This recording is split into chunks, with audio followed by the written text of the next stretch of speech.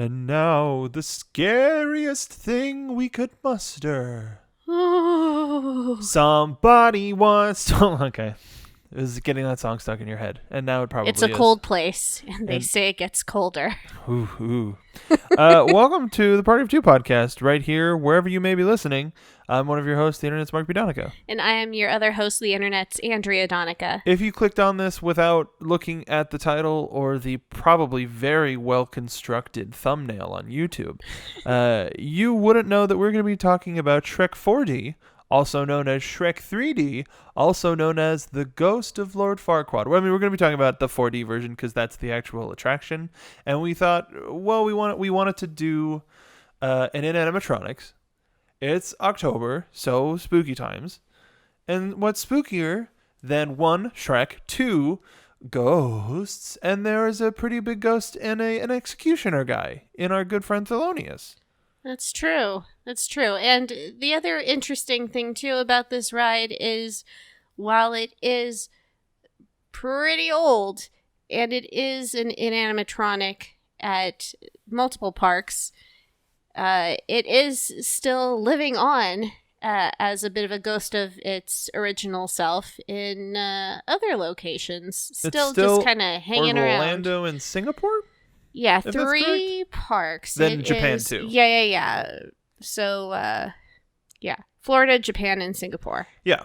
So it's, when we're born and raised in Los Angeles and we have, Universal right there, we lost Shrek 4D a while ago. And also, I would say in our subconscious as well. Yeah. Shrek 4D became such a part of the park before the park was a full day park. Yeah. And we would do it almost every time. We would get so tired of it because it was one of the... We would know the attraction backwards and forwards, and we don't want to get rocked by the seats. And so this has been an animatronic in our mind for quite a lot of years. It doesn't help that, any sort of 4D film in a theme park, just you really can't catch a bunch of new things with secondary, third, fourth, fifth visits, like if you go on a ride like Jurassic Park, for example, there's lots of things that you can look around. You can maybe catch a new little dinosaur that you didn't notice was there before, or some little detail like the Barbasol can. Whereas when you're watching Shrek 4D, it's the same movie over and over again. Pre-show changed. A little bit. But, and that honestly, I think still holds up pretty decently well. Really, the whole experience holds up pretty well, except for the summary of the first movie. But I was going to say, the only thing that changed were the DreamWorks posters out front, but then it got to a point where those didn't change.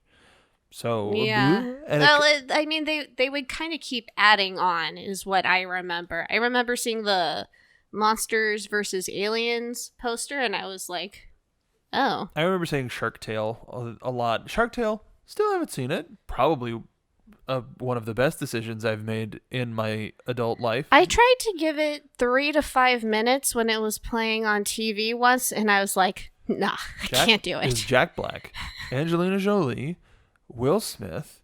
They're all fish. Well, and fish-like creatures. Underwater fam. But kind of like in a intense city at the same time. A modern underwater fish city with all of the electronic accoutrements. But that's not what we're talking about. No. We're talking about Shrek. Which... We're not talking about our fin fam.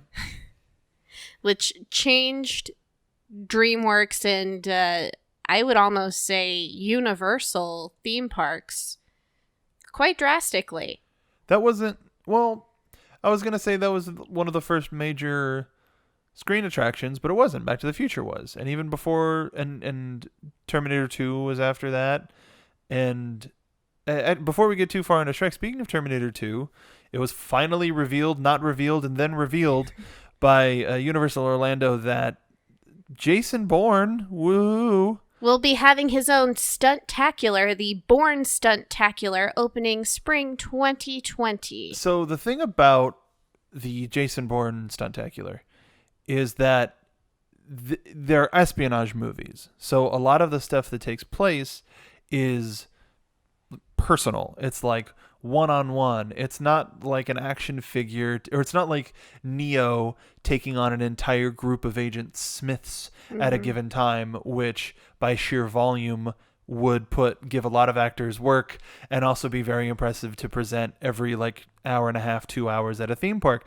But I think we talked about the rumor a couple of episodes or a little while ago, I'll say. Sometime, and it felt like you were kind of calling it because you were saying, this is kind of like the one solid franchise that Universal has that they could do some sort of a good stunt show with. They could do something different, and now that it has been announced, I'm not any more excited about it, just because there's been a lot of time for it to gestate, and it's the same thing that most theme parks do, is they can't not bet on a sure thing, so they have to wait for a franchise to be sort of on the decline and in the general headspace. A lot of like TV airing, like you can watch the whole series. I think you can watch the whole series some Saturday on TNT or TBS or whatever, and then go to Universal Orlando and live the experience. But I don't know what sort of forward momentum the franchise has. USA is doing a limited series right now called Treadstone, which takes place in the universe, and it follows other sleeper agents like Jason Bourne that were placed into society by Treadstone. And it's an interesting idea, but a lot of the main stuff isn't showing these big bombastic action scenes. It's showing one-on-one intrapersonal fighting scenes. So putting that on a big stage, like unless they put the camera in and they show you certain techniques. There's one stunt from a was it from a, yes, it was. There was one stunt from that was from a Bond movie. Never mind. I was gonna say, never mind. Absolutely never mind.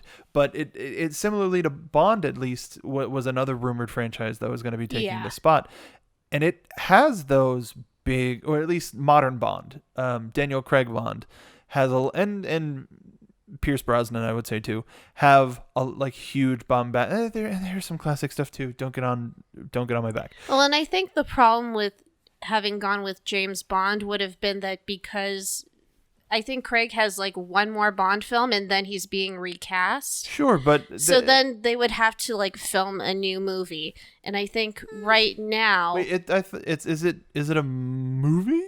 It's not a live. So Bourne Stuntacular is going to be very similar to T2 3D, aka Terminator 2 3D, where it was both featuring live actors on stage and then transitioning into 3D film and then going back and forth. So, well, then here's the thing. Different Bond actors has been a staple of the series for a very long time, whereas technically there has only been one Jason Bourne. And Matt Damon, I don't think, is doing any more of those films.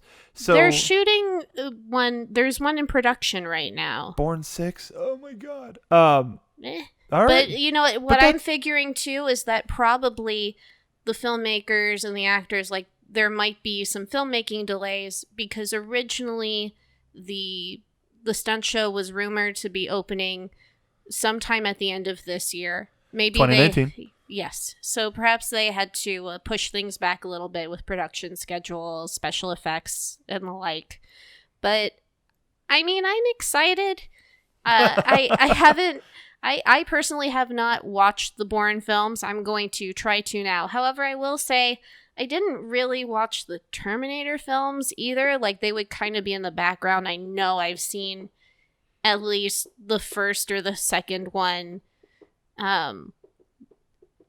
pretty much the whole way through, but I can't remember a ton of details. But I went to that attraction all the time, and I didn't love it any less. The amount of time you spent at the attraction, you probably could have watched the movies a couple times. Even just Terminator 2. Like, Terminator 2 has...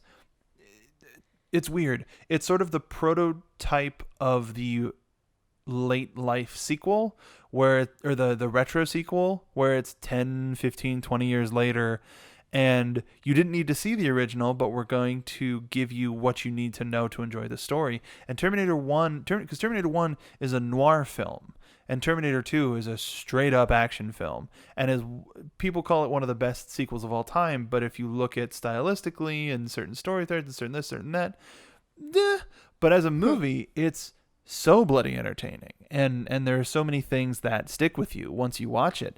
And while the Terminator franchise hasn't necessarily continued in the strongest what's the best word, critical light, they are on Terminator 6. And Cameron is back for this one that Dark is Fate currently in production. So there's this next one that's coming out, the Terminator, the T-1000. Yes, the T-1000 was just released as a downloadable character for Mortal Kombat, and watching some of the DLC or watching some of the videos of him, it's rad.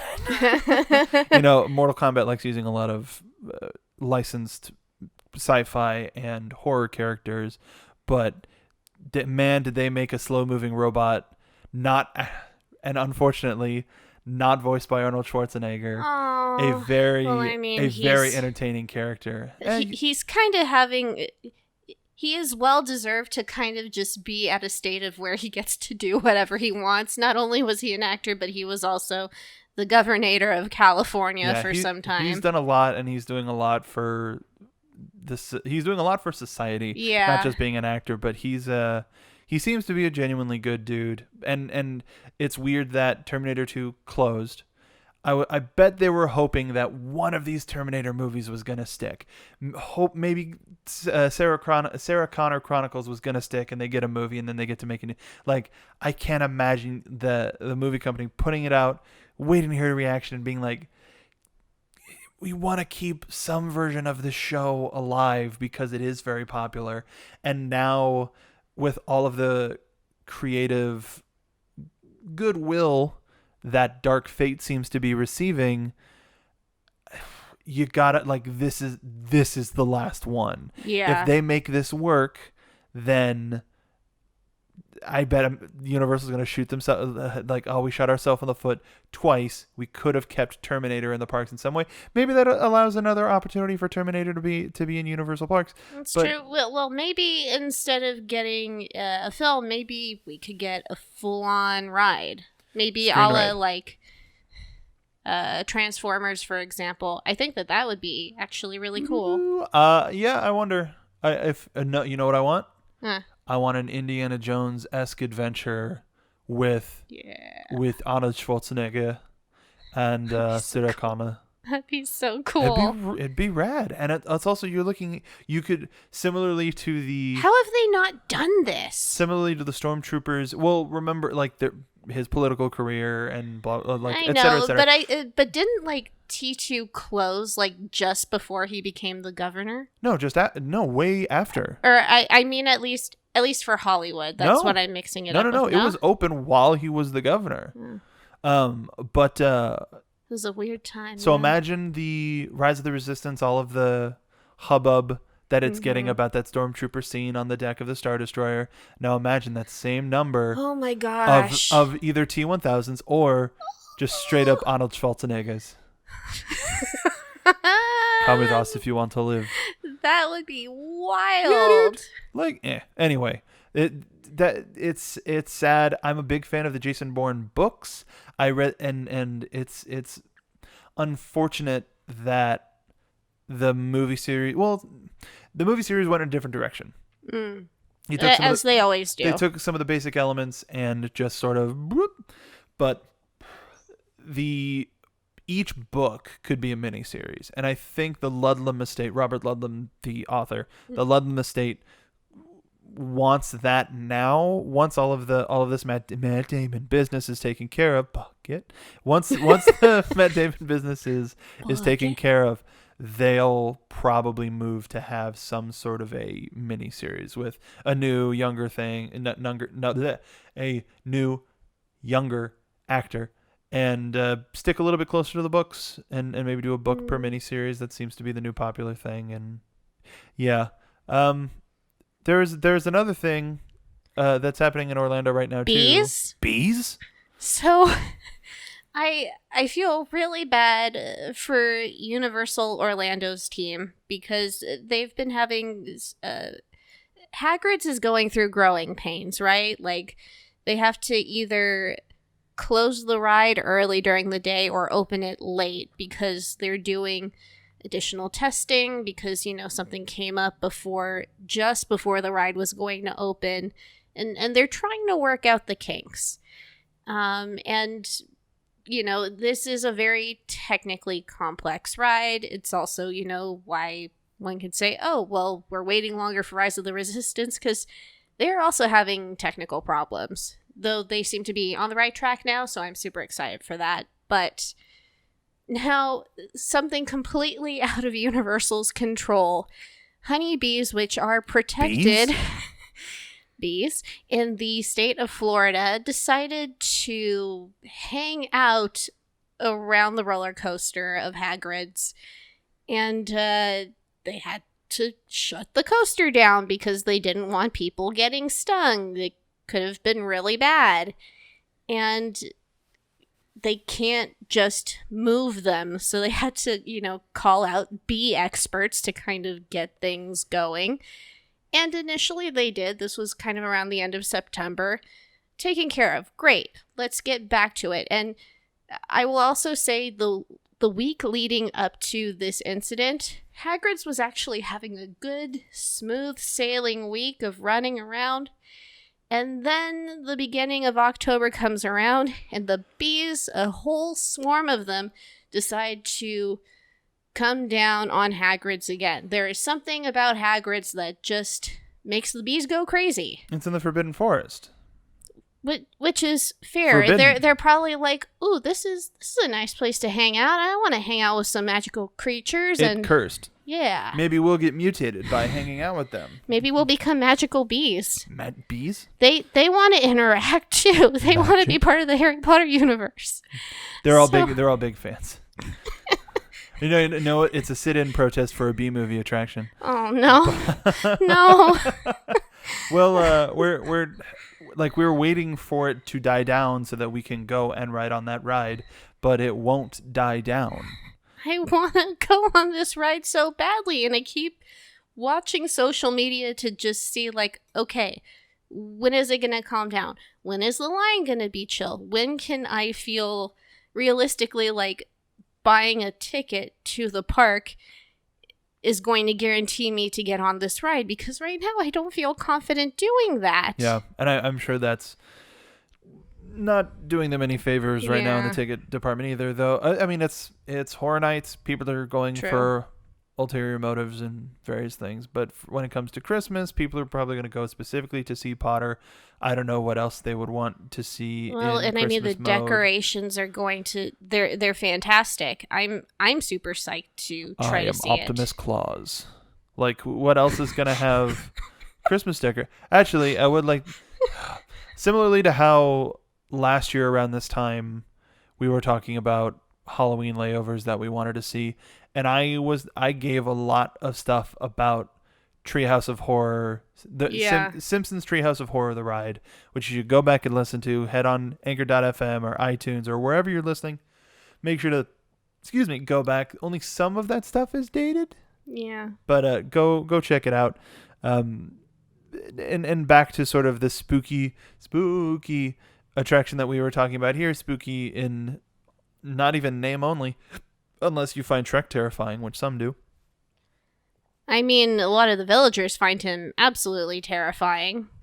That's what he relies on. This is the part where you get the joke.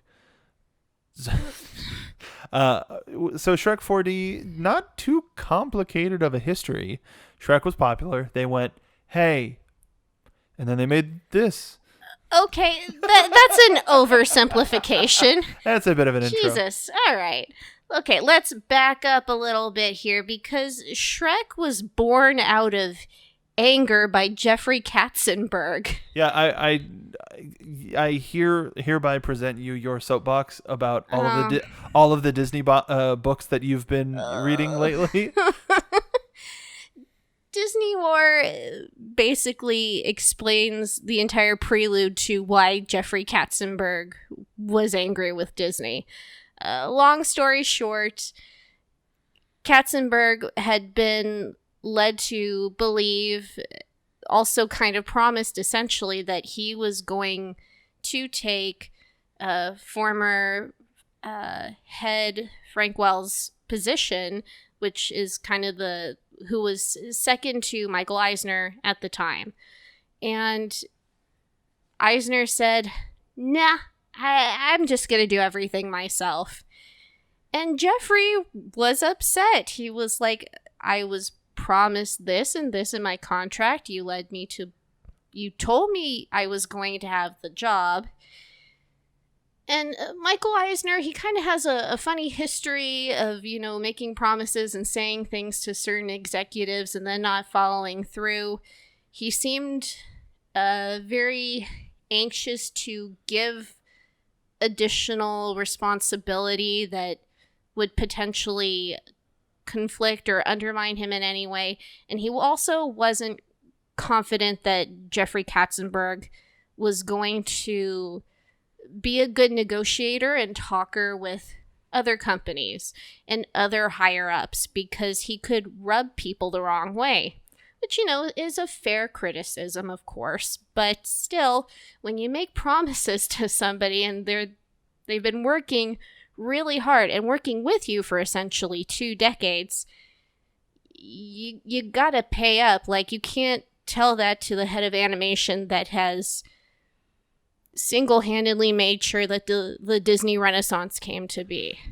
Single-handedly as an executive. From the animation standpoint, that was all Jeffrey, because as far as Michael Eisner was concerned, and also Frank Wells at the time, they were pretty much gearing up to just shut down animation. But Jeffrey stood by those animators. He spent pretty much every waking hour of his life strengthening the department and making sure that legacy would maintain and that those animators would have jobs. Mm-hmm. That's what I meant or what I was implying is not just Katzenberg, but the animation team and those creatives and things like that. Absolutely. And of course, Roy Disney, too, he worked very hard to support animation. That was very much something that he was concerned about from the get-go. But I will say from what I believe and what I have done through my research, I have seen that Jeffrey was kind of the fire under everyone's ass. And a lot of the animators and people working at animation, they would say, yeah, he can be kind of a jerk, but at the same time, look what he pushed us to do. Which is why when Jeffrey said to Michael Eisner, okay, I don't have a future here at Disney because you're not going to promote me like you said you would, I'm going to leave. And he partnered up with Steven Spielberg and David Geffen and opened up DreamWorks SKG, sorry. And he took a lot of the Disney animators with him because he was like, I know you guys deserve to be paid more. Disney has not been paying you enough for all of the hard work that you do. And this was something, too, that, had been kind of negotiated. Michael Eisner he was kind of being tight about his expenditures. He didn't really want to pay for anything. Really nothing, not even for top talent. He would actively say, don't hire a big celebrity when you do these films because it's just going to be too expensive. He liked to do things cheaply if he could. He didn't start out that way, but Euro Disney kind of kicked him down pretty heavily and he got really tight with the purse strings. Which was also kind of ridiculous because the company had money to spend, and then just accident after accident through bad decisions just started a really bad trend. Yeah, and all of the stuff with Katzenberg and Eisner, I'm not gonna say it's hard or easy to take sides, but they're both. No, there's a lot of spite, and yeah. one of the things that we learned, we recently looked at one per episode, and especially how apropos. He's been burping plenty of times, ladies and gentlemen. What? Anyway, Don't. I was gonna say something that I'm not. Hey, this is the banter you want. Marriage. Marriage is what brings bucket. But in terms of quote picking sides, there's a lot of bitterness on both ends, and you would hope that in trying to one up each other, the quality would reflect that. Right. And there are places where one side would get a blow, the other side would get a blow, and when it came to this was the Shrek not just DreamWorks, but Shrek specifically. This was, I would say, the first huge commercial and creative blow. Yeah. That DreamWorks dealt, because Prestige. Prince of Egypt is and was and will be an amazing film. I love Prince of Egypt. But it did, like, and now there's a musical, and like it's one of those things that will stand the test of time. But Spirit, it eventually got a Stallion of the Cimarron of the Cinnamon. Cinnamon. It is kind of a cinnamony horse. So the Cinnamon Horse eventually did get, as all DreamWorks franchises did, an animated series after the fact. Road to El Dorado is another cult classic, but yeah. Shrek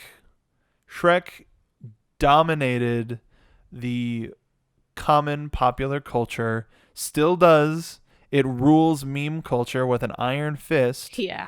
And music. No one will ever dethrone Smash Mouth's All-Star. Which, fun fact, if you didn't know, that song was placed in the opening kind of as a working sort of song. In production, a lot of people go, this is the kind of song we want here. And so when they were testing Shrek to test audiences, they had All Star there, and the audiences loved it so much that they were like, okay, we'll keep it. Another fun fact about Smash Mouth's All-Star is it was a song made in conjunction with one of my favorite superhero movies, Mystery Men. But I remember that was one of the many music videos that I taped off of MTV. Yeah. But people associate it so hard with Shrek, but it was Mystery Men, and there was another one too. I can't remember, but there was another movie that featured All-Star pretty heavily. It's in a couple of films because it's just one of those songs. Yeah. It's like a guy who has it's a person who has a face, and you're like, you have one of those faces. It's one of those yeah. songs. It's like it's like bands trying to come up with like a sound and this and that, and it's like, all right, cool, great, all right, we're feeling it, and then by the end of it they're like, did we just write All-Star? We just wrote All-Star. We'll never be Smash Mouth. Like, constant critical acclaim, people redo, especially thanks to meme culture. Yeah. Like I enjoyed their first two records. They had some good stuff. Walking on the Sun was, I think, their first major hit. But then, so there was that. There was song All-Star. Is what you want to play when you are swimming in a swimming pool. When the morning comes. And it was also, you know what it was? It was like weird 50s, but futuristic at the same time. Like, it was kind of a newer sound. If Streets of Fire was the 80s 50s, Smash Mouth was the 90s 50s. Yeah. There's a layered reference for everybody. But all the downfall of Katzenberg's Disney career, the popularity of certain types of humor, and while Andrea and I have discussions all the time about certain childish humor not being the right type of humor to permeate to a younger audience, this was something that was inherent with the character, or at least something that we were presented. And so this just whole culture and generation of belchers and gas purveyors was, which is why I can burp on this podcast and somebody will find it funny. well, also Shrek was, the line from Shrek was the one that I told you when earlier when we were Yes. dating, was better out than in, I always say, which then sort of was just like, why would you have to keep that to yourself? Like, you're gonna sit with that gas bubble all day. I guess in some ways you do not look like an ogre by any means, so I preface what I'm about to say. Okay. Okay. But, my mother raised me she wanted me to be very ladylike, very Disney princess-esque.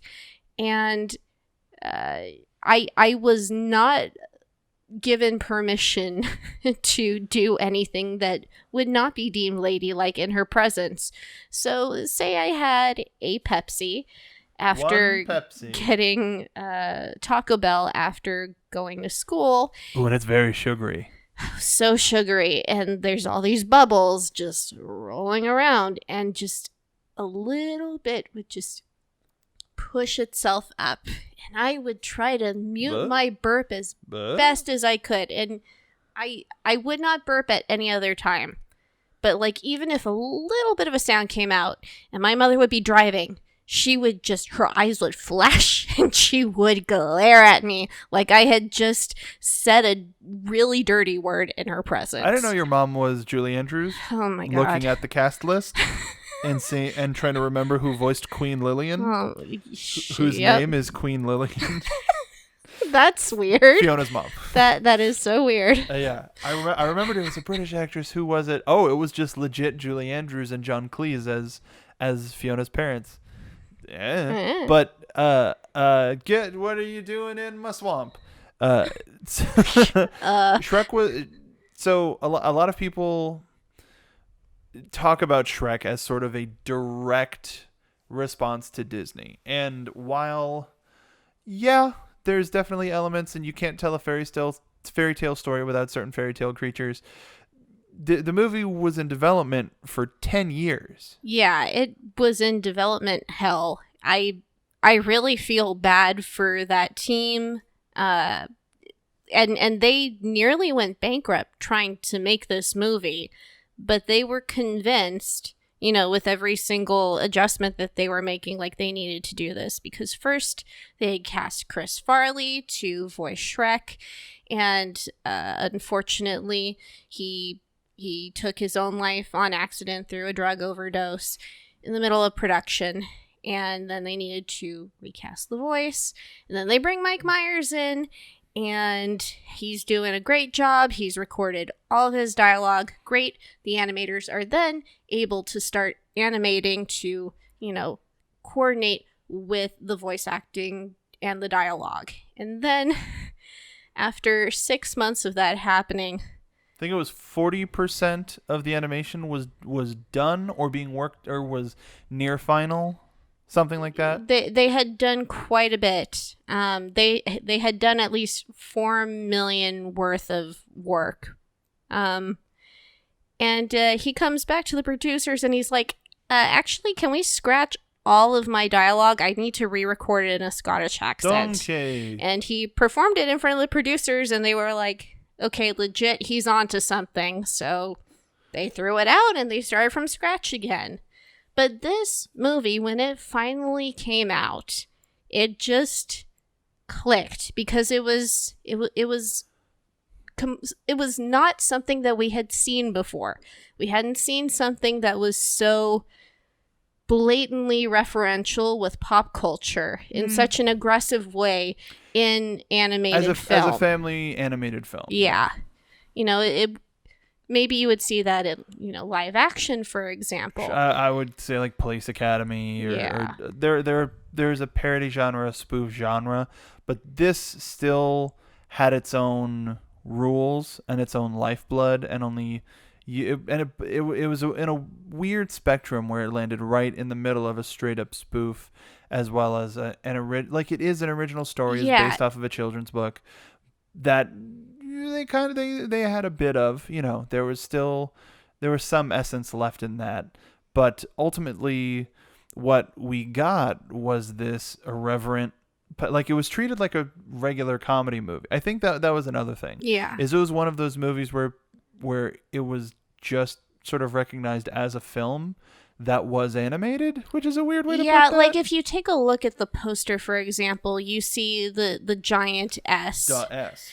And you just see the main characters kind of just like leaning, and they're cutesy or funny little poses, kind of saying what the character is. It's not some big fantastical thing, it's just clouds in the background. It's very chill, but it is 100% like, okay, this is different. Like it is a fairy tale, but it doesn't take itself too seriously. It can be looked at in one way as very heavy-handed with the jokes, but it is still a really solid story. It translates onto things like Broadway. It has a really decent musical, actually, that you can watch. Decent. Okay, I know you're gonna judge me, but I like it. Okay, No, now I don't live your truth. Okay. I don't necessarily find the music itself per se amazing. Like nothing really keeps playing in my head. I mean, it also feels wrong to not have All Star in the musical. There's a lot, like the soundtrack has a lot of iconic songs. Like it's got Hallelujah in it. It's got Joan Jett, Bad Reputation. Like there's a lot of great pop songs and pop. I believe. That really threw me off. I'm sorry. I'm a believer. I know. Thank you, Eddie Murphy. Donkey. But it's one of those. He did such a good job. Donkey, but it's one of in order to properly, like, they help convey the story so much as a pop culture product that by giving it original music, I think kind of does it a bit of a disservice and does the story a bit of a disservice. Unlike something like, I feel like they're trying to go for a Monty Python vibe, like a Holy Grail vibe, but like Holy Grail made, or in Monty Python rather, they all made their own music, and there were places for it, and the one actual musical number that they have in Monty Python and the Holy Grail, they made this huge show-stopping number that it deserved. They sort of elevated everything. Whereas Shrek, you already had the top level. You had all of like the stuff that fit perfectly with the tone that you were trying to make, and so that makes it a little bit harder. So it makes sense to me as to why it wouldn't necessarily land as strongly. Yeah. I did, however, I really enjoy the banter between Shrek and Fiona on the stage. Like, you get to see that develop a little bit more, which from a story perspective is something that I really enjoy seeing. For me, the weirdest thing is watching Shrek sing. That was kind of my first, like, this is not... from how I see Shrek, I can't imagine him actually singing, but because it's a musical, you have to have your leading man sing. You can't not have him sing. Well, I mean, part of the show, or part of the story and the movie is no singing. Like, he is overtly against that type of thing, and waffles. No, he comes around. But ultimately, it's one of those things where like little hearts. If it's not true to the character, why are we doing it? And then that's like, well, this isn't true to the blah, blah, blah, blah. Yeah. It's a lot. But the franchising on this movie is ridiculous. We watched up to number 3. Shrek 4 Ever After was I saw a work in progress screening of Puss in Boots, and I thought it was okay. I thought it was okay. And then there's a Puss in Boots series, and then there were like the Shrek Christmas, Shrek the Halls. I do want to see Shrek the Halls. I thought we watched it. If we have, I've blacked it out, as I have with many things. The babies were in it. The babies are so weird. Yes. Well, that's something we're going to have to move on to as well. But we are jumping ahead of ourselves a little bit. I don't think. Well, I mean, the phenomenon that is Shrek. Sure. Phenomena. That's a single. No, that's the plural of phenomenon. Yes. Yes, but sort of capturing that dragon's fire in a bottle. That is Shrek, and they went, we can merchandise the crap out of this. And they were the first from the Academy Awards to win the award for Best Animated Feature. They kicked Disney out of that honor, and I'm sure that is still a sore spot with Disney to this day. You remember what they beat, right?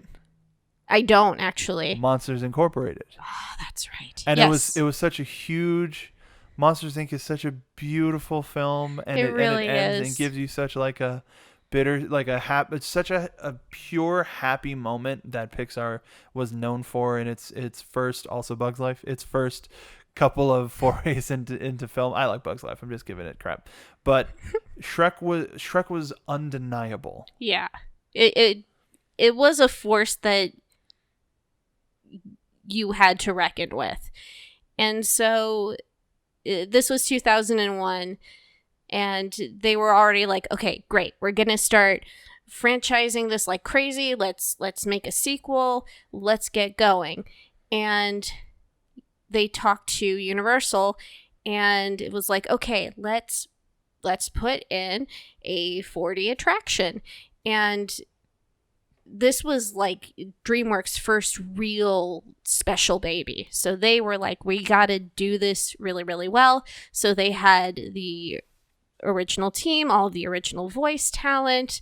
Even Jeffrey Katzenberg himself oversaw the entirety of this production to make sure that this was a seamless transition in between films 1 and 2.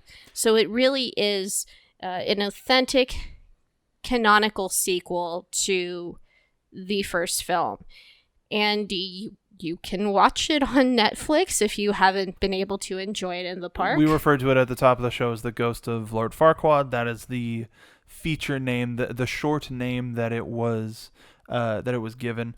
The crew on this was pretty wild for a 12-minute short to have Mike Myers, Eddie Murphy, Cameron Diaz, John Lithgow, directed by Simon J. Smith, who was an animation supervisor for DreamWorks essentially his entire career. Started in 1997, but he supervised layouts on Shrek, on Ants, but his first direction was on Shrek 4D. He moved on to the Far, Far Away Idol short that was with Shrek 2, and his first feature direction was B-Movie. And then he directed the Megamind short that came out with the DVD release, The Button of Doom. And then he was a director on the Penguins of Madagascar series. So he did a lot within DreamWorks, and he stuck to his guns. And of all of those, I would say Shrek 4D is kind of a big sticking point. Like it's how more people. I think I can say confidently, more people in the world have watched Shrek 4D in no matter what name you call it by, probably than any film in the Shrek franchise. Like even more than the first Shrek? I would say so, because the lifespan of this attraction, it opened, 2002, 2003? That's true. And the other thing, too, is that Universal Park. And because the attraction did also open overseas in non-Universal parks as well. Yeah, means Germany in Brain, Movie Park Germany, and Warner Brothers Movie Park, which they were sort of like brother sister parks.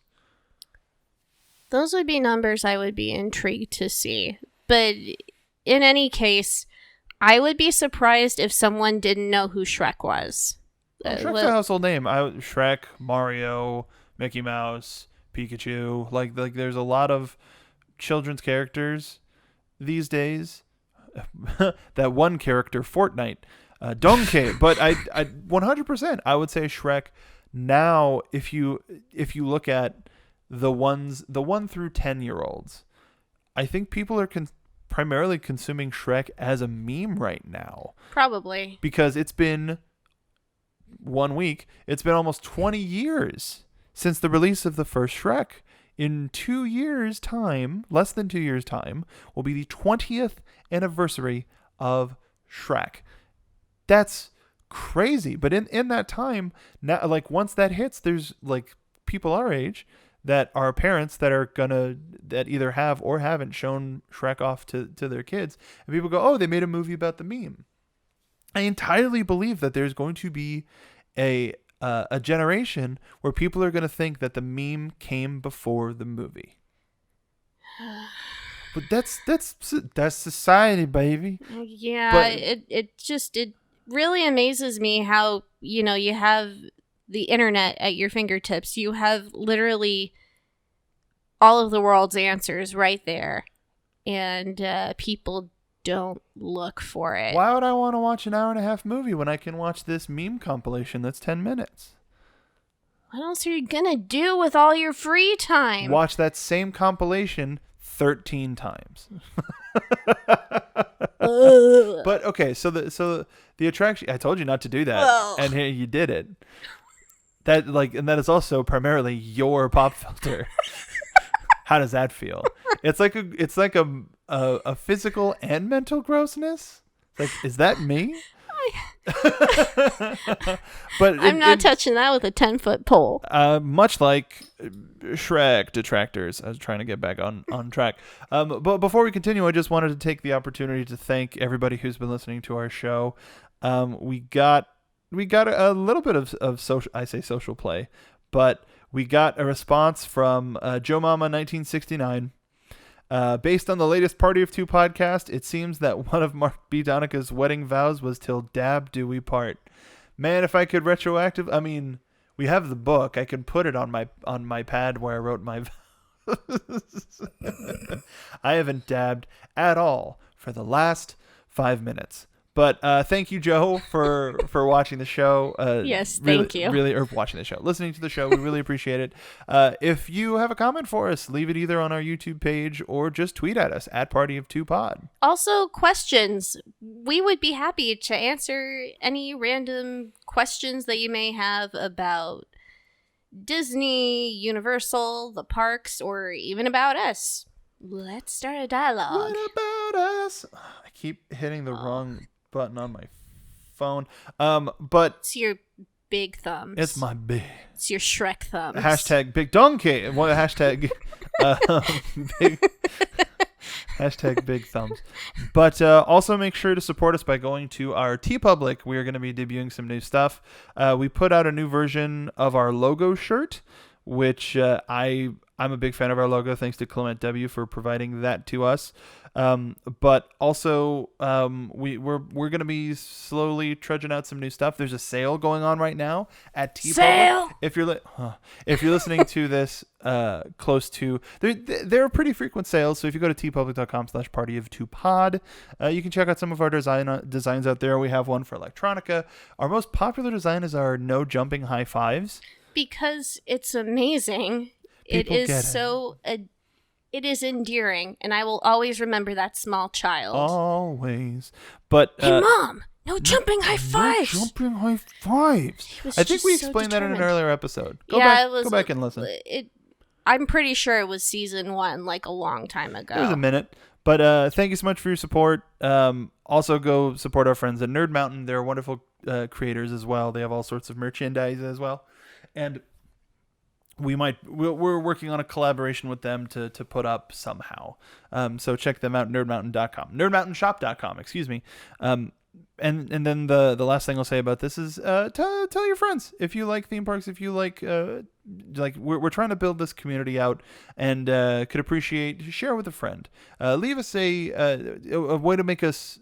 I'm interrupting all of my sentences with other sentences. It's this really popular podcasting technique that I developed over the last 8 years of being a terrible person. He's spasming right now, you guys. I don't know what to do. But I'm not dabbing. So wherever you are, wherever you're listening to the show, if you're listening to us via podcast, please leave us a review, stars, written review, what have you. If you're on YouTube, leave us a comment, subscribe.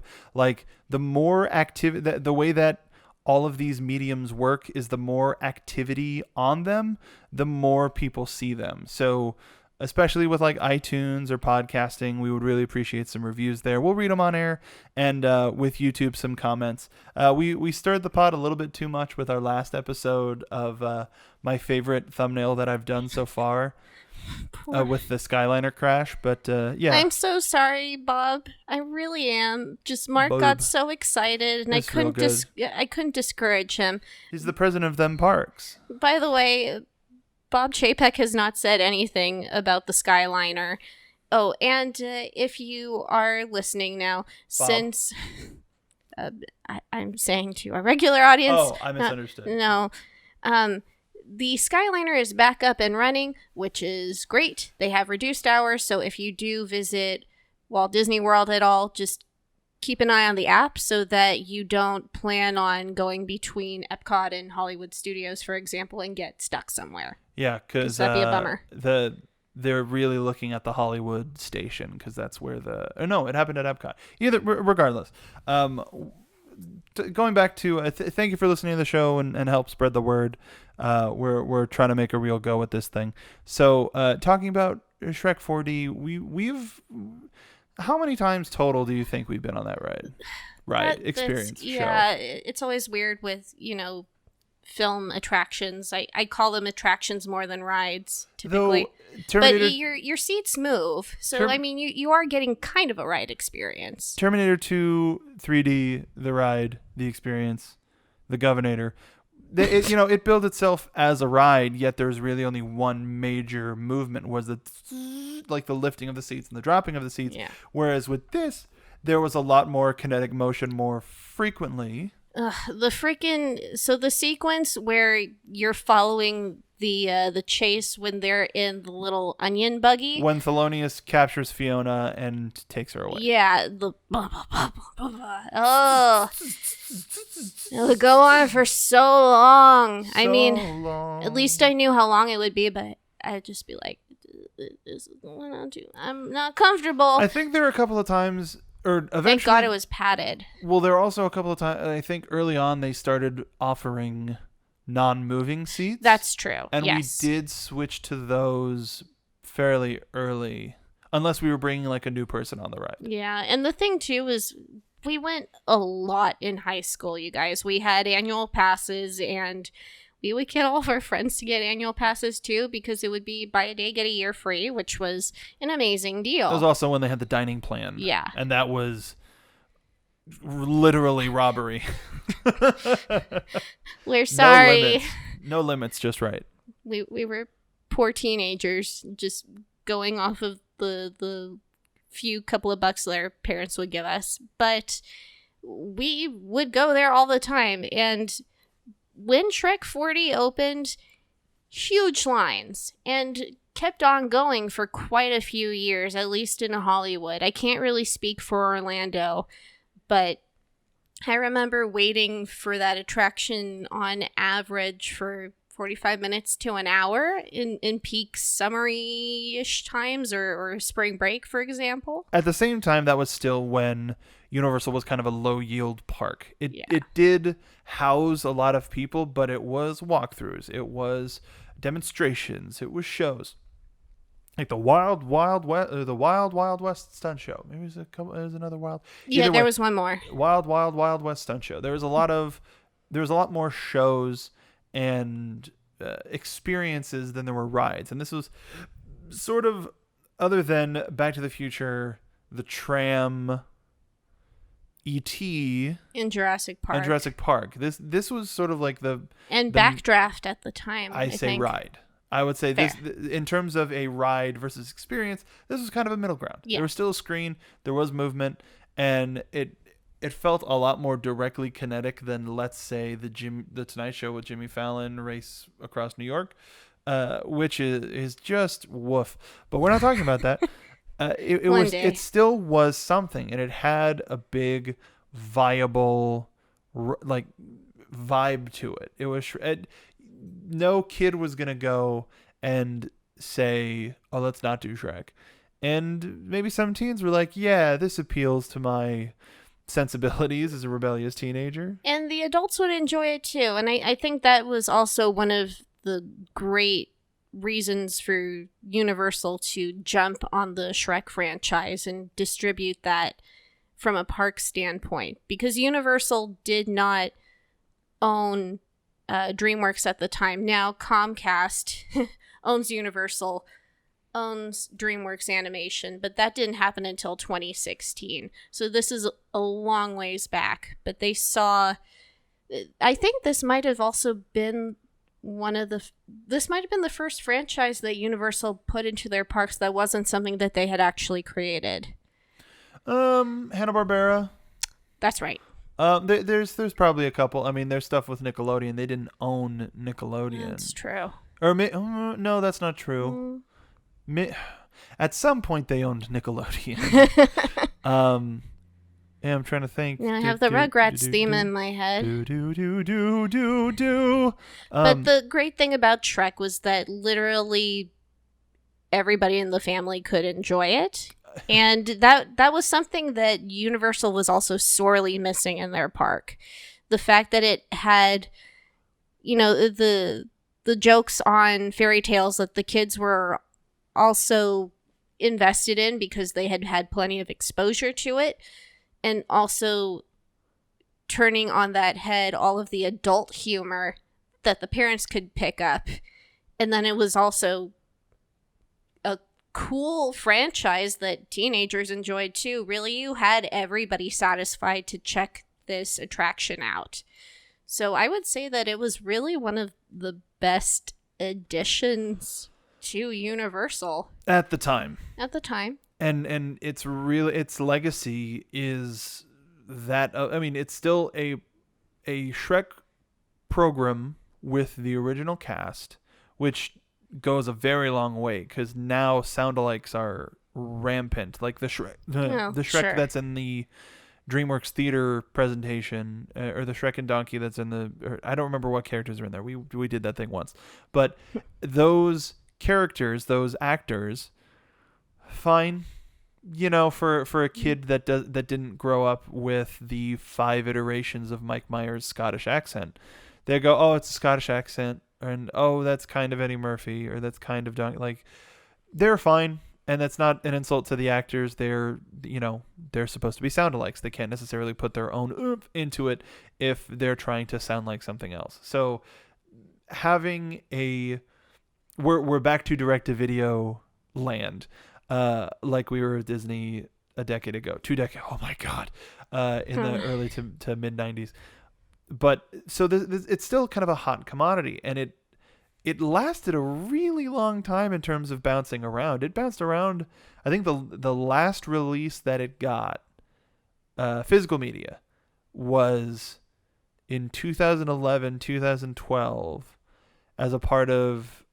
There's like a Shrek spooky story collect. I forgot what it. Yeah. Shrek's. I think it just says DreamWorks spooky stories. Shrek's Thrilling Tales. Ah, that's right. That's what it was. There was I didn't know that there was a comic adaptation of the film. What? Featured as issue number 1 of the Shrek comic book miniseries published by Dark Horse Comics. Oh my gosh. That's wild. We need to get that. The physical release of Shrek's Thrilling Tales was the last overall release because it was released in Netflix on 2011. So as that when did this ride open? 2002? 2003. 2003. So almost a decade later, there was still viability to this film, which, as something that's based off of another thing, that's pretty good. And I think, honestly, Shrek has a lot more staying power than some people might attribute to it. And when Shrek first came out, too, some of the detractors were saying, oh, well, the movie isn't really that good. People only like it because it has an all-star cast. I see what you did there. But then when the sequel came out, the sequel did hella well at the box office. So the detractors had to step back and say, I don't know, all right, fine. You guys were right. It's pretty entertaining. And it's endlessly memeable. So memeable. And I'm so glad that it is still here in Orlando, and I'm glad that it is still also in Japan and Singapore. And that is not actually the end of Shrek's story in terms of theme park attractions. A dark ride in Dubai was opened, not exactly by Universal per se, but it's the Motion Gate theme park. That's right. In Dubai. And they kind of do almost the entire ride as like a puppet show. A marionette. They're showing their children while Donkey sits with them to babysit, I imagine, the story of how Shrek and Fiona met. So that's an interesting frame, and they give you a reason as to why it's stylized, and it's trackless. But the ride is so boring, and in my opinion, pretty bad. It's to me like, I remember when we watched it the first time, we were like, what? We were just sitting through the whole thing, just there's a lot of dead air in the attraction, and I think that's kind of one of its problems. There are a couple of interesting show scenes or elements. There is one part when they're rescuing Fiona in the tower, and Donkey goes across the bridge up above you, and then as you're turning around in your vehicle, you actually see him around a pillar in the center and kind of like talking in your direction, and I thought that was kind of neat. But the attraction is kind of like a glorified, updated dark ride. It's nothing really that technologically advanced or interesting. It's not telling you anything new, but it's cute. And I think that it also, I also think that I think Shrek has earned the right to have a dark ride, and I would not mind seeing that concept explored in the Universal parks, if improved. So one of the things we've talked about previously is Epic Universe, and in looking at the map, I probably incorrectly marked the back end of the. I don't know why it looked a certain way in my head. I think it resembled the old Shrek show building, maybe a little bit more than the actual film of Duloc, of Farquaad's castle, and even so, I think there could be something there. Epic Universe could be a place if you want to get immersed into these stories. Make some dark rides. And Singapore actually has a whole Shrek far, far away land. So it's not like it would be the first time that something like that could be done. I think it would be cool to see that. And I mean, that's kind of just a general wish. I think that's kind of one of those things that Universal could rely upon, because if there's one thing that they don't focus on enough, in my opinion, is its rides for the entire family, and I would like to see them embrace that just a smidge more. Yeah, I think with Epic Universe, I think the rumors are pretty accurate when it comes to what's going to go where. There's still a little bit of question here, and then go back and listen to our Epic Universe episode if you want to hear us talk about that. But when it comes to Shrek, I know I was kind of poo-pooing the Jason Bourne franchise, but I think Shrek does it, as you said, something for the whole family. There's something that everybody can enjoy, and it's so weird. This icon, this pop culture icon. So I named a few. I'll name another one similar to like Eric Cartman for the whole family, just or Bart Simpson. Yeah. Where it's just this character that it's like those characters grown up. It's this little hellion adult, the proto millennial Shrek, who never leaves their apartment. No, why would I want to leave? I got everything I need right here. I don't even want to be invited to places, and I'm fine with staying home. Whatever. I don't want people to come over. So identifiable. What are all of you people doing at my house? I just want to relax. Please leave me alone. Shrek, please leave me alone. It is kind of funny too, because I mean, when a millennial comes home, they're tired because they're overworked from everything that they've been doing all day. Correct. But Shrek just hangs out in the swamp all day. So what does he have to be all tired and cranky about? I mean, he has to ward off some it's a mental game. He still goes to bed at night, though. Like, the villagers come sleep? when... that's true. You Poor know, Shrek. it's a mental thing. He's in a better place now. It's a societal perception of his entire race. Yeah. Well, we're getting real heavy all of a sudden. But that's not what we're talking about. No. We're talking donkey. Talking. Speaking of donkey Shrek's food and wine and special. asses, I need to talk about this thing that I have noticed between Shrek 4D and Mickey's Filler Magic. So both attractions opened in 2003, and technically Mickey's Filler Magic opened a couple of months after Shrek 4D opened. Now, as I mentioned previously, Katzenberg took Disney animators with him. And also similar in this vein, Imagineers, attraction designers, they will jump between different companies on projects, and they most likely talk to each other.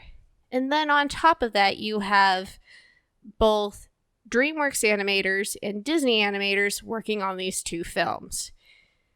So I find it very interesting that at the end of Shrek 4D, you see Tinkerbell crashed behind you into a light. And you see her butt and her legs wiggling. And then you see at the end of Mickey's Filler Magic, Donald's butt. Duck butt. Duck butt. Duck butt. And his little web feet wiggling as well. Literally in the same place, too, when you turn around. Like, it's... Well, I would say one's... Tinkerbell's to the side. Okay, yeah, you're right. To the left while you exit. But both are to the left. Both are kind of centered on their respective wall. That's what I would say. Okay. Is they're both centered on their respective wall. The similarities are striking. So that it's very bizarre. And one of the things that... Was there anything else that you really wanted to talk about with Shrek 4D? Even to this day, just trying to rewatch it, it's still enjoyable. There are still some weird consistency issues that I have with the story. Like, for example, why does Farquaad want to marry Fiona now in death when he spurned her when he saw that she was an ogress? And additionally, does he really think he can hold on to her as both ghosts in the afterlife? I think that is a questionable concept. So one of the things that I there's another story. I'm not going to say what I was watching because it is a bit of a spoiler for that story. If people ever intend to watch that or listen to that story, take part in that story. Ghosts, they tend to have unfinished business. And when it comes to Farquaad, he died... you don't have the exact everything knowledge of right as it happens, and you sort of get filled in near the end. But he remembers a wedding. He remembers Fiona. And so in that, it's not like he's a wandering specter. He's still very pretty cognizant and essentially the same character that he was, but it's, it's not as, when it comes to like supernatural stories or sci-fi stories or fantasy stories, it's not too out of the realm of possibility, but but she's still an ogress, like, when he's a ghost. Like, he could see that, and he could still be prejudiced in that way. Well, what if he dealt with his mess? What if he's like, you know what? I don't care that Fiona's an ogress. I still want to fulfill that thing. It's not right in terms of yearning after, first of all, a married woman, and were they married yet? Yeah, they got married at the swamp afterwards. So not only a married a married person, but somebody that was not interested in him at all. So that's definitely like a no, and that makes him a lot more of a creepazoid Farquaad, for lack of a better word. But yeah, like he's still evil. He's still a bad guy. He has unfinished business. He wants to kill our heroes. The impetus is enough for a 12-minute short film. And the fact that we've had this for 16 years.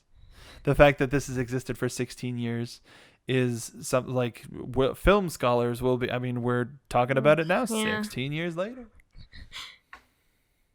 Okay. I would still like to see the scene of him apologizing to her then. You know trying to be a reformed ghost instead of just a, I'm going to kill you and then marry you in death ghost. I want to see apologetic ghost with some ghost flowers maybe. Well, good news. He did.